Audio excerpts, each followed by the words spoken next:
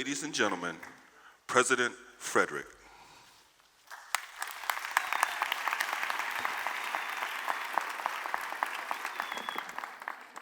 Good morning. I think it's appropriate for me to start where the young man led us. Hallelujah. Someone behind me said the preacher in the making. I think this is the preacher for now. So Dean Richardson, for next year's chapel address, I'm going to pass on my duties. Good morning, Howard University. It is with great pleasure that I welcome our Board of Trustees, students, faculty, staff, guests to the university's opening convocation, and most importantly, for the first time, the class of 2020. Welcome to Howard University.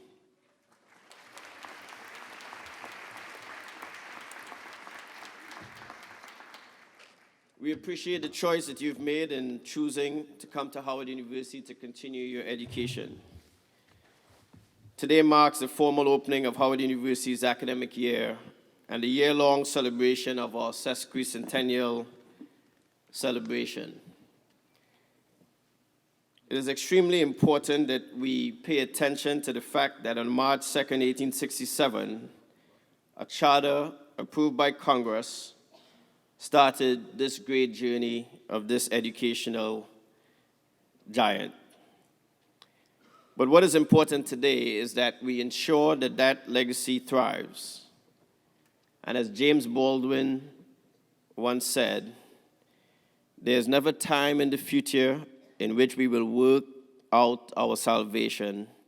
The challenge is in the moment. The time is always now. The charter, as I said, was enacted by Congress on March 2nd, 1867, and the actions taken by the Board of Trustees to clarify the intent of Howard University's founders to make no distinction based on gender. The absence of the discussion of race indicates at least an implicit understanding that no vote on this subject, similar to the subject of gender, was even needed.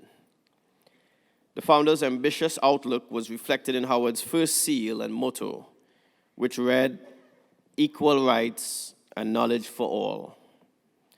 With the creation of its first 6 departments, normal, collegiate, theological, law, medical, and agriculture, as a framework of the new institution, Howard University was a unique undertaking in many ways. In November 1866, there was a vision for a seminary that trained preachers of color. The second plan in December of 1866 was to establish a normal and theological institution for the education of colored teachers and preachers. These goals, seemingly limited compared to the Howard University that we know today, likely resulted from deeply rooted doubts based in part upon lack of knowledge concerning the academic prowess of African Americans, and that prior to the Civil War, African American men and women could benefit from a higher education. Before either of those plans were brought to fruition, a greater final vision for a university for the education of youth in the liberal arts and sciences and other departments was approved, which notably grew to include law and medicine. The first students and graduates in the normal department, the only one opened in May 1867, were women, the daughters of the members of the Board of Trustees. This bore witness to the true essence of this institution and its primary mission to educate those who otherwise would not have access to higher education. In 1889, Frederick Douglass inquired as to whether American justice, American liberty, American civilization, American law, and American Christianity could be made to include and protect alike and forever all American citizens in the rights which have been guaranteed to them by the organic and fundamental laws of the land. This query is just as relevant today as it was nearly 150 years ago. In 1917, when we celebrated our 50th anniversary, while the end of the Civil War, the emancipation of enslaved people, and impetuous an impetus for ensuring education for freedmen contributed to the founding of Howard, its 50th anniversary coincided with the entry of the U.S. into World War I. By the time it celebrated its 50th year, the physical environment had changed dramatically from what was once farmland to a campus with several buildings to accommodate instruction in all of the disciplines as well as housing for faculty and students. And it was subsequent to this celebration that we embarked upon looking for the first African-American president of Howard University, who came in the form of Mordecai Wyatt Johnson. When we celebrated the 100th anniversary of the university in '67, supporters of this institution gathered to celebrate that the mission of Howard University for 100 years had been especially, but not exclusively, to assist peoples of the African diaspora in crossing the threshold of opportunity through education. The Howard University centennial theme was "The University in a Changing Society," certainly seems appropriate again today. The centennial was celebrated only 2 years after the Voting Rights Act was signed into law by President Lyndon B. Johnson on August 6, 1965. The Voting Rights Act, which we now aimed to combat legal barriers at the state and local levels that prevented African Americans from exercising their right to vote as promised by the 15th and 19th Amendments, was the beginning of a movement. Voting in 2016 is part of our civic duty. More than 50 years later, as our nation continues to grapple with the issue of voter disenfranchisement, we recognize that Howard University must remain at the forefront of producing solutions. Let us remember that freedom comes at a cost. It must be maintained and protected, even if that requires protecting freedom from ourselves and our fallible human nature. The threat to one person's freedom, be it civil, religious, economic, or the like, is a threat to all of our freedoms. We will not survive or thrive as a nation if we return to unjust practices of compartmentalizing who does and does not deserve their basic freedoms simply because of how they look, pray, or love.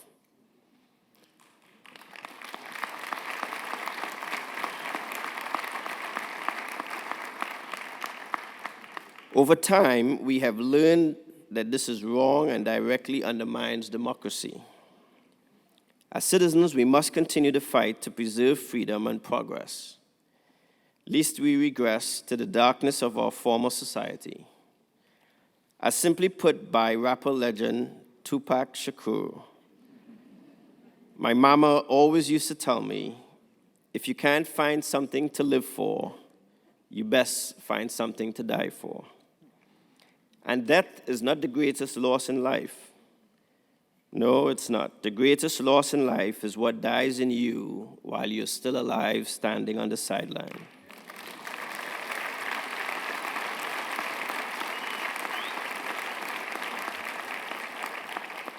So today I stand here not to tell you who to vote for, but I stand here to tell all of you to please vote.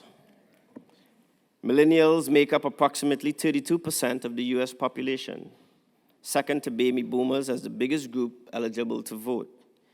No matter which candidate you support, know that your vote, like Black lives and education, matters. And remember this November, voting like access to education, and more specifically, Howard University, is a privilege of which we must all take advantage.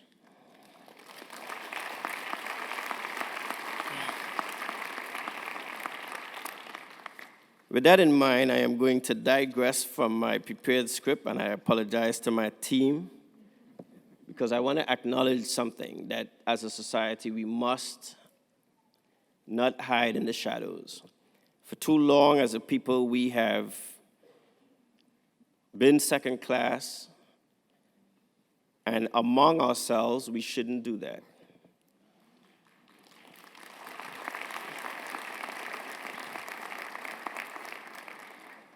We talk about culture a lot. We We talk about the atmosphere here at the university a lot.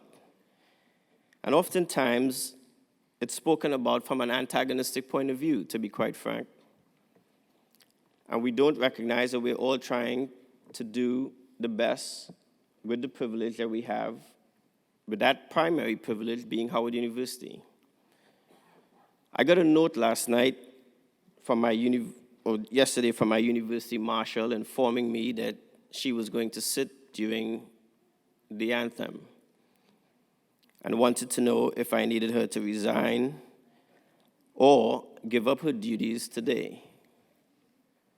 I promptly responded that neither was an option, and more importantly, I'm supportive of her right to protest in any way, shape, or form that she wishes.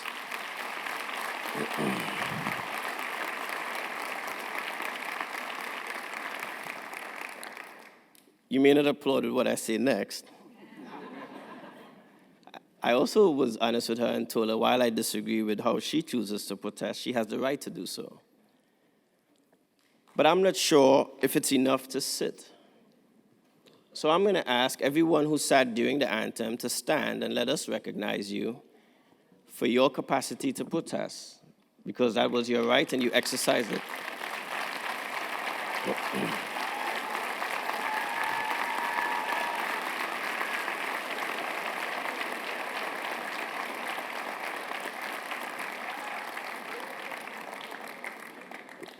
And let me be clear, while I intend to stand when the national anthem is played, I also will respect and celebrate your interest in protesting.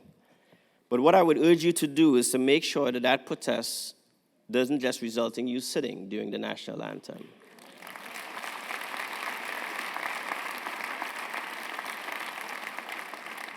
Because that's not what Howard University is about. We're not about show. We're not about when the cameras are on. The people who are dying are not dying in any glorious fashion. The people who are dying are leaving behind loved ones who, whether they sit or stand, would not bring their loved ones back.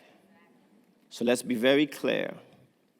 Regardless of how we choose to protest, as an academic institution, we have a right to provide solutions.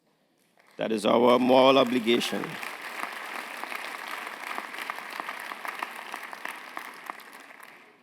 So as we celebrate our 150th, I want to be very clear that as a university community, the best way that we can celebrate our 150th is to recognize that we are in some very, very difficult times as a country.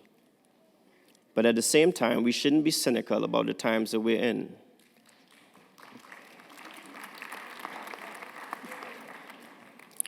Because after night, morning will break.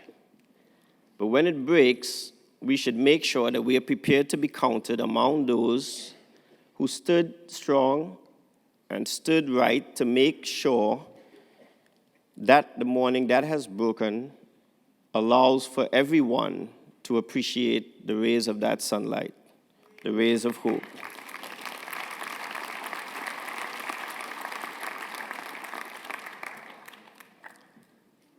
Since its inception in 1867, Howard has been known for forthrightly addressing the disparities and social ills that affect our communities. Our nation and our world with a legacy of breaking barriers and creating opportunities. This institution remains essential to solving those critical issues. Howard University students, faculty, staff, and alum do not merely permeate the communities that have been under attack. Instead, we are a mosaic representation of people who eat, work, play in, and are products of these communities. Each of our students are taught and should be empowered to use your minds, voices, and bodies to evoke change. You must realize that it is imperative that you not only recognize your right to feel in these moments, but also understand your responsibility to identify solutions. The celebration of the 150th presents a unique opportunity to honor not only individuals who have contributed to our legacy, but also individuals who have worked tirelessly to propel this institution forward, as well as those currently and continuing to do so. Howard University has always been ambitious, a tribute that I do not envision us forfeiting that anytime soon. Howard University exists and must continue to exist for individuals who have never attended or set foot on this campus as well. Howard University must exist for the other 100+ historically Black institutions as well, recognizing that often they see us as the blueprint. This campus may not have the same physical appearance that it did during our other milestone celebrations 150 years ago. However, our dedication to the mission and the need to exist must remain even greater. So the time is always now. And in preparation for our university's sesquicentennial, we have identified key stakeholders to serve on a sesquicentennial planning committee. After countless hours of brainstorming and deliberation, we have decided the best way to explain the unique hybrid of Howard University's rich legacy, our trailblazing present, and the promise of our future is the time is always now. The great moments in Howard's history were not history at the time. For Howard, these are moments that have made all the difference, and moments where challenges are overcome, opportunity is recognized, and the future is built. To act, to learn, to give, to serve, to excel, at Howard, the time has always been and will always be now. So as I close, I want to thank that faculty member who emailed me, because it represents a total change in our direction. We must not assume that antagonism will always come from the A building. Let me repeat that. We must not assume that antagonism will always come from the A building, or that there's some mysterious pact that these board of trustees who you sit behind me have taken to take the university in a different direction. We are all in this together.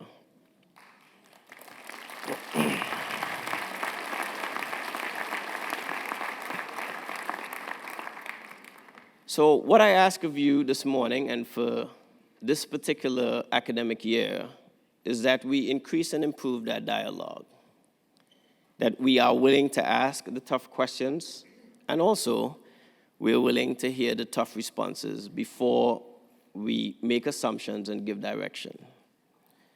I received 2 emails about a rumor that one of the presidential candidates was going to speak.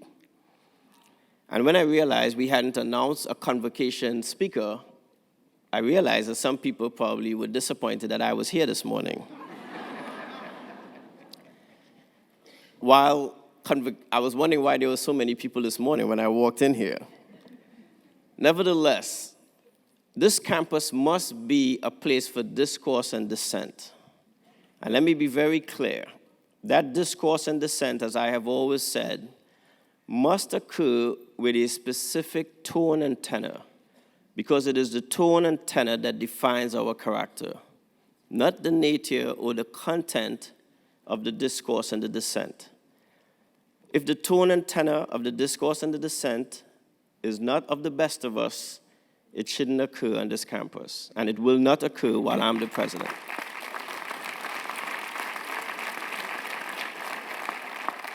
So before sending emails to thousands of alum and having them call me, and the only reason that that's a problem is because every alum who sends me an email to tell me what to do, I have to then check their giving history. Yes, I do. I check their giving history. And 2 of them who were most aggressive, the 2 longest emails, were 2 people who have not given to the university. So they were the 2 that got the 2 longest responses from me. And I'm proud to admit that one of them has given, so we're hitting 500 right now.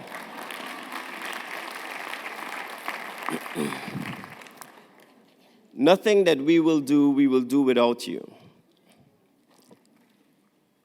Someone once told me that everyone who comes with you can't go with you. And they won't. That's the reality of life. But once you make a decision that they're going to go with you, that is a full-blooded commitment. And today, as we begin to celebrate our 150th, for those who have come before us and can't go with us physically, but are here with us in spirit, we owe them to ensure that if we do nothing else in celebrating our 150th, is that we do it together and we go to where we must go next together. Howard University, happy 150th. Thank you.